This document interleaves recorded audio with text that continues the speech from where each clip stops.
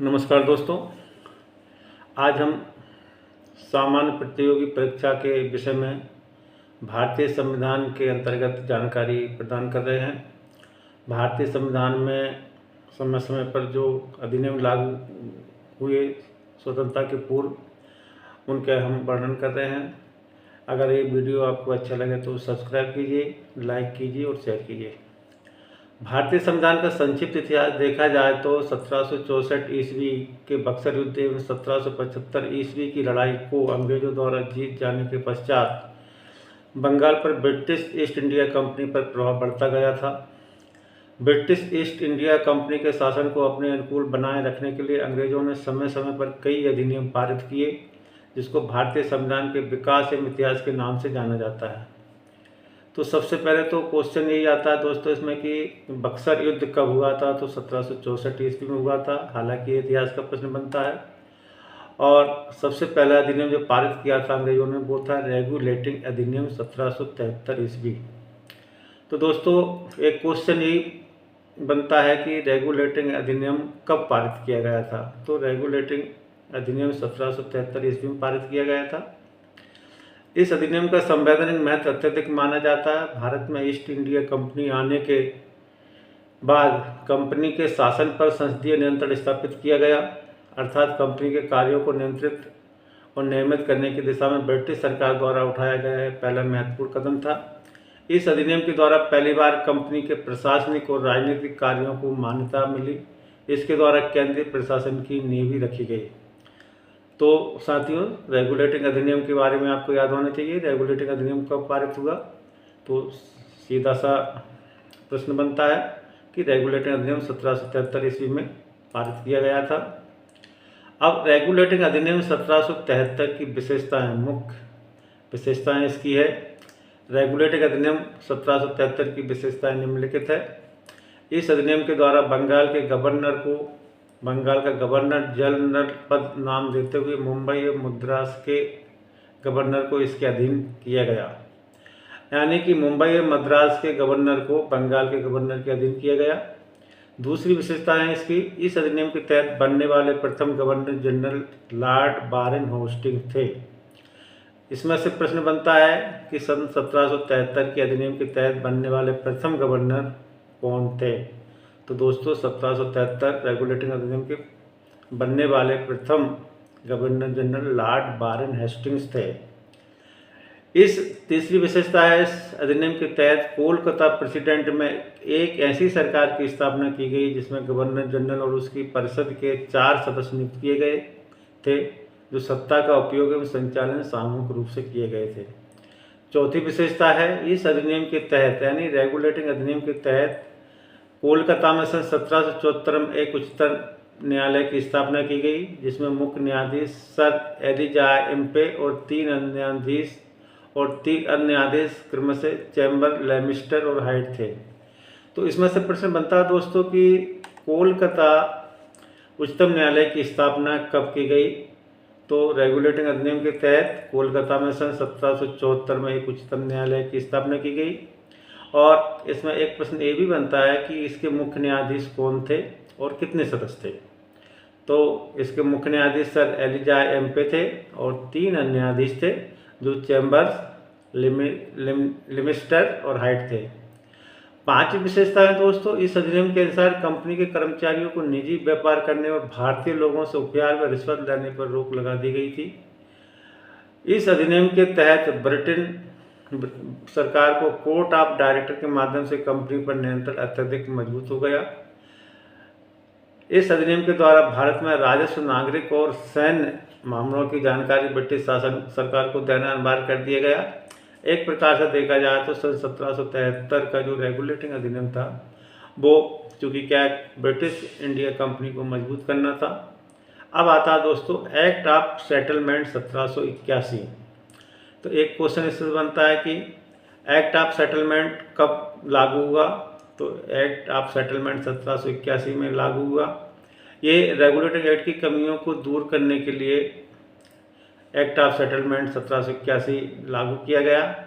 इसके अनुसार कोलकाता की सरकार को बंगाल, बिहार और उड़ीसा के लिए भी विधि अर्थात कानून बनाने का प्राधिकार प्रदत्त किया गया। यानी रेगुलेटिंग अधिनियम 1773 में कुछ कमियों को दूर करके इसका विस्तार किया गया और ये विस्तार किया गया दोस्तों। अगला आता है 1784 ईस्वी का पिट्स इंडिया एक्ट। तो दोस्तों सन 1784 में पिट्स इंडिया एक्ट लागू किया गया। एक प्रश्न बनता है कि 1784 में पिट्स इंडिया एक्ट कब लागू किया गया। तो इस अधिनियम के द्वारा निम्नलिखित दोहरे प्रशासन का प्रारंभ किया होगा। नंबर 1 कोर्ट ऑफ डायरेक्टर्स व्यापारिक मामलों के लिए। नंबर 2 बोर्ड ऑफ कंट्रोलर राजनीतिक मामलों के लिए। यानी 1784 का पिट्स इंडिया एक्ट जो था वो इस अधिनियम के द्वारा कोर्ट ऑफ डायरेक्टर्स व्यापारिक मामलों के लिए और बोर्ड ऑफ कंट्रोलर राजनीतिक मामलों के लिए। तो दोस्तों 1784 का पिट्स इंडिया एक्ट पर भी प्रश्न आते हैं। अगला प्रश्न आता है कि 1793 में कौन सा अधिनियम लागू किया गया या चार्टर अधिनियम कब लागू किया गया। तो 1793 ईस्वी का चार्टर अधिनियम। इस अधिनियम के द्वारा नियंत्रण बोर्ड के सदस्यों एवं कर्मचारियों के वेतन भत्ते आदि को भारतीय राजस्व से देने की व्यवस्था लागू की गई। यानी कंपनी के सदस्यों का वेतन भी अब भारतीय उससे दिया जाने लगा। अगला प्रश्न आता है 1813 ईस्वी का चार्टर अधिनियम। 1813 ईस्वी का चार्टर अधिनियम में दोस्तों मुख्य विशेषताएं थी। इससे प्रश्न भी बनता है कि 1813 की चार्टर अधिनियम की विशेषताएं क्या है। तो कंपनी के अधिकार पत्र को 20 वर्षों के लिए बढ़ा दिया गया था। दूसरी विशेषता है कंपनी के भारत के साथ व्यापार करने के एकाधिकार को छीन लिया गया था, लेकिन उसे चीन के साथ व्यापार एवं पूर्वी देशों के साथ चाय के व्यापार के संबंध में 20 वर्षों के लिए एकाधिकार प्राप्त रहा था। तीसरी विशेषता है दोस्तों कुछ शर्तों के साथ सभी ब्रिटिश नागरिकों के लिए भारत के साथ व्यापार की अनुमति प्रदान कर दी गई थी। तो सामान्यतः प्रश्न बनता है दोस्तों कि 1873 की चार्टर अधिनियम की विशेषताएं थी, कौन सी है कौन सी नहीं है, उपरोक्त तीनों है या उपरोक्त तीनों में से कोई नहीं। तो इस प्रकार से दोस्तों इसकी उपरोक्त तीनों विशेषताएं चार्टर अधिनियम 1813 की है। इसके बाद आता है 1833 ईस्वी का चार्टर अधिनियम। 1833 ईस्वी का चार्टर अधिनियम की विशेषताएं निम्नलिखित थी। इस अधिनियम के द्वारा कंपनी के व्यापारिक अधिकार पूर्णतः समाप्त कर दिए गए, जिसमें कंपनी का कार्य ब्रिटिश सरकार की ओर से मात्र भारत का शासन करना रह गया था। दूसरी विशेषता थी इसकी बंगाल के गवर्नर जनरल को भारत का गवर्नर जनरल कहा जाने लगा।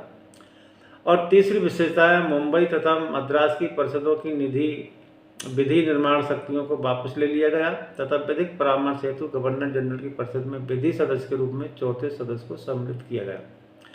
चौथी विशेषता है इस अधिनियम के द्वारा गवर्नर जनरल की परिषद को राजस्व के संबंध में पूर्ण अधिकार प्रदान किया गया तथा गवर्नर जनरल को संपूर्ण देश के लिए एक ही बजट तैयार करने का अधिकार दिया गया। अगली विशेषता है दोस्तों भारत में दास प्रथा को विधि विरुद्ध घोषित कर सन 1843 ईस्वी में इसका उन्मूलन किया गया। अगली विशेषता है इस अधिनियम की धारा 87 के द्वारा कंपनी के अधीन पद धारण करने के लिए किसी भी व्यक्ति को धर्म, जन्म स्थान, मूल, वंश से अलग के आधार पर योग्य नहीं ठहराए जाने का उपबंध शामिल किया गया। अगली विशेषता है लॉर्ड मैकाले की अध्यक्षता में प्रथम विधि आयोग का गठन किया गया। तो एक प्रश्न से भी बनता है कि प्रथम विधि आयोग का गठन कब किया गया और किसकी अध्यक्षता में किया गया। तो ये लॉर्ड मैकाले की अध्यक्षता में प्रथम विधि आयोग का गठन किया गया, ये याद रखना बहुत जरूरी है साथियों। और अगली विशेषता है भारतीय कानूनों का वर्गीकरण किया गया एवं इसके लिए विधि आयोग की नियुक्ति की व्यवस्था की गई। यानी इस प्रकार से देखा जाए तो 1833 ईस्वी के चार्टर अधिनियम में बहुत सारे संशोधन किए गए और बहुत सारे उपबंध लागू किए गए। इसके बाद आता है 1853 ईस्वी का चार्टर अधिनियम। 1853 ईस्वी का चार्टर अधिनियम के तहत कंपनी के महत्वपूर्ण पदों को प्रतियोगी परीक्षाओं के आधार पर भरने की व्यवस्था की गई तथा सेवाओं में नामजदगी का सिद्धांत समाप्त कर दिया गया। अगला प्रश्न बनता है दोस्तों 1858 ईस्वी का चार्टर अधिनियम। 1858 ईस्वी का चार्टर अधिनियम भी बहुत महत्वपूर्ण है दोस्तों। इस अधिनियम की मुख्य विशेषता है इस अधिनियम के द्वारा भारत का शासन कंपनी से लेकर ब्रिटिश क्राउन के हाथों में सौंपा गया तथा भारत में मंत्री पद की व्यवस्था की गई। दूसरी विशेषता है दोस्तों, इसमें प्रथम सदस्यों की भारत परिषद का सृजन किया गया। 15 सदस्यों की भारत परिषद का सृजन किया गया, जिसमें से 8 सदस्य ब्रिटिश सरकार एवं 7 सदस्य कंपनी के निदेशक मंडल द्वारा रखे जाने का प्रावधान किया गया। इस अधिनियम के द्वारा भारतीय मामलों पर ब्रिटिश संसद का सीधा नियंत्रण स्थापित किया गया तथा मुगल सम्राट के पद को समाप्त कर दिया गया। अगली विशेषता है, इस अधिनियम के द्वारा भारत के गवर्नर जनरल का नाम बदलकर वायसराय कर दिया गया तथा बोर्ड ऑफ डायरेक्टर्स तथा बोर्ड ऑफ कंट्रोल को समाप्त कर दिया गया। यानी भारत के गवर्नर जनरल का नाम बदलकर वायसराय कब किया गया, तो दोस्तों इसमें प्रश्न बनता है 1858 ईस्वी के चार्टर अधिनियम के द्वारा। भारत में अगली विशेषता इसके, भारत में शासन संचालन के लिए ब्रिटिश मंत्रिमंडल में एक सदस्य के रूप में भारत के राज्य सचिव यानी secretary of state for India की नियुक्ति की गई। वे अपने कार्यों के लिए ब्रिटिश सांसद के प्रति उत्तरदायी होता था। तो इस प्रकार दोस्तों 1858 ईस्वी का चार्टर अधिनियम भी बहुत महत्वपूर्ण था। अब आता है 1861 ईस्वी का भारत शासन अधिनियम। 1861 ईस्वी का भारत शासन अधिनियम की मुख्य विशेषताएं हैं दोस्तों, इस अधिनियम के द्वारा गवर्नर जनरल के कार्यकारिणी परिषद का विस्तार किया गया। दूसरा, लॉर्ड कैनिंग द्वारा विभागीय प्रणाली का प्रारंभ किया गया। तीसरे, पहली बार अध्यादेश जारी करने की शक्ति गवर्नर जनरल को प्रदान की गई। यानी पहली बार अध्यादेश जारी करने की शक्ति गवर्नर जनरल को किस एक्ट के द्वारा दी गई, ये प्रश्न बनता है। तो 1861 ईस्वी का भारत शासन अधिनियम के द्वारा पहली बार अध्यादेश जारी करने की शक्ति गवर्नर जनरल को प्रदान की गई। अगली विशेषता है दोस्तों, बंगाल उत्तर पश्चिमी सीमा प्रांत और पंजाब में गवर्नर जनरल की विधान परिषद स्थापित करने की शक्ति प्रदान की गई। अब इसके बाद आता है 1873 का अधिनियम। इस अधिनियम के द्वारा ईस्ट इंडिया कंपनी को किसी भी समय भंग किए जाने का उपबंध शामिल किया गया एवं 1 जनवरी 1884 को ईस्ट इंडिया कंपनी को औपचारिक रूप से भंग कर दिया गया। तो इसमें प्रश्न बनता है कि ईस्ट इंडिया कंपनी को औपचारिक रूप से कब भंग किया गया, तो 1873 अधिनियम के अंतर्गत 1 जनवरी 1884 को इसको भंग किया गया, ये उसका उत्तर बनता है। अगला है शाही उपाधि अधिनियम 1876। शाही उपाधि अधिनियम 1876 अधिनियम द्वारा 28 अप्रैल 1876 को घोषणा द्वारा महारानी विक्टोरिया को भारत की सम्राज्ञी घोषित किया गया। गवर्नर जनरल की केंद्रीय कार्यकारिणी में 6ठे सदस्य की नियुक्ति कर उसे लोक निर्माण विभाग का कार्य सौंपा गया। तो दोस्तों 10वां यानी अगला जो अधिनियम है 1892 ईस्वी का भारत शासन अधिनियम। इस अधिनियम के द्वारा अप्रत्यक्ष चुनाव प्रणाली की शुरुआत हुई एवं इसके द्वारा राजस्व एवं बजट पर बहस करने तथा कार्यकारिणी से प्रश्न पूछने की शक्ति प्रदान की गई। अगला अधिनियम है 1909 ईस्वी का भारत शासन अधिनियम। तो दोस्तों इस अधिनियम के तहत भी काफ़ी शक्ति प्रदान की गई। अब हम दोस्तों देखते हैं कि इसमें किस प्रकार के प्रश्न बनते हैं। तो सामान्यतः प्रश्न बनते हैं कि कौन सा अधिनियम कब लागू किया गया, इसकी क्या विशेषताएं थी, इसमें क्या क्या प्रावधान थे, ये सारी प्रश्न इस प्रकार से बनते हैं दोस्तों। और आपको ये सब याद रखना बहुत ज़रूरी है, क्योंकि भारतीय संविधान एक महत्वपूर्ण अधिनियम के तहत प्रश्न होते हैं इसमें, और भारतीय संविधान की तैयारी करना भी अति आवश्यक है दोस्तों।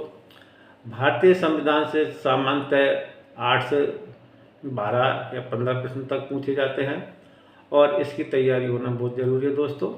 हम विभिन्न कड़ी में ये भारतीय संविधान का अध्याय का वर्णन करते रहेंगे। अगर आपको ये वीडियो अच्छा लगा हो तो लाइक कीजिए, सब्सक्राइब कीजिए और शेयर कीजिए और अपनी तैयारी जारी रखिए। नमस्कार दोस्तों, धन्यवाद।